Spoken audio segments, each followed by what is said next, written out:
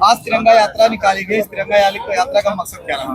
डुमरियागंज से लेकर के भारत भारी तक आज जिस जोश जज्बे और जुनून के साथ हजारों लोग सड़कों पर हाथों में तिरंगा लेकर के जिस तरह से निकले हैं, ये दिखाता है कि जाति, पंथ, भाषा तमाम प्रकार से आज विपक्ष कोशिश कर रहा है कि कैसे लोगों को बांटा जा सके। लेकिन उत्तर प्रदेश के मुख्यमंत्री जो कहते हैं कि बंटोगे तो कटोगे, और देश के प्रधानमंत्री जी कहते हैं कि एक रहोगे तो सेफ रहोगे। आज ये तिरंगा सबको एक और सेफ होने का एहसास करा रहा है। ऑपरेशन सिंदूर के बाद जो सफलता देश के सैनिकों ने पाई है, उस ऑपरेशन सिंदूर की सफलता आज ये भारत भारी के नौजवानों में, आज ये डुमरियागंज के नौजवानों में दिखाई पड़ रही है, जो आज उत्तर प्रदेश के पूर्व मुख्यमंत्री और यहाँ के लोकप्रिय सांसद जगदम्बिका पाल जी के नेतृत्व में, उनके साथ उत्तर प्रदेश यहाँ के लोकप्रिय नेता रामकुमार चिंकू जी के साथ में एक बहुत ऊर्जा के साथ यहाँ एक यात्रा निकाली गई है। इस यात्रा से सबने संकल्प लिया है कि हम भारत को कैसे फिर से अखंड बनाएं, हम भारत को कैसे विश्व की सबसे बड़ी आर्थिक शक्ति बनाएं और किसी भी प्रकार की स्थिति में भारत का मान सम्मान झुकने ना पाए। मोदी जी कहते हैं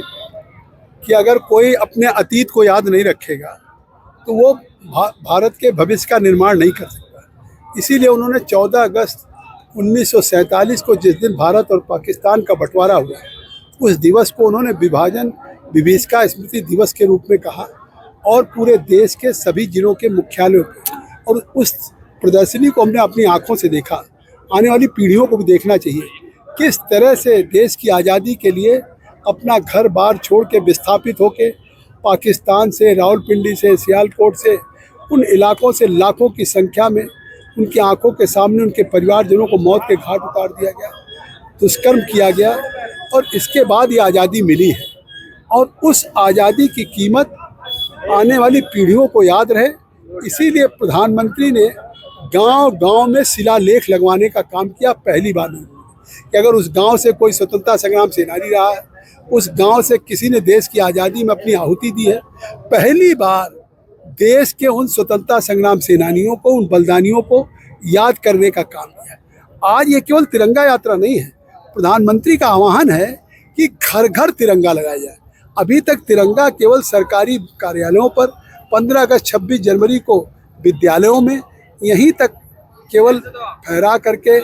प्रभात फेरी और कर्तव्य की इस्त्री हो जाती है। नरेंद्र मोदी जी के प्रधानमंत्री बनने के बाद इस तिरंगे के क़यादत में, नेतृत्व में भारत ने अगर आज अपनी यात्रा यहाँ तक की है तो इसके पीछे बहुत बड़ी कुर्बानी है, बलिदान है। इसलिए तिरंगा जब नौजवान के हाथों में रहेगा तो जैसा राकेश जी ने कहा, ये देश की एकता और अखंडता, देश की ऊर्जा, देश के जज्बा, देश की युवा तरुणाई को इस बात की प्रेरणा देता रहेगा कि हमारे भारत की अगर सीमाओं पे, भारत की एकता पे, भारत की अखंडता पे अगर कोई आंख भी उठा के देखेगा तो केवल हम उसकी आंख को फोड़ने काम नहीं करेंगे,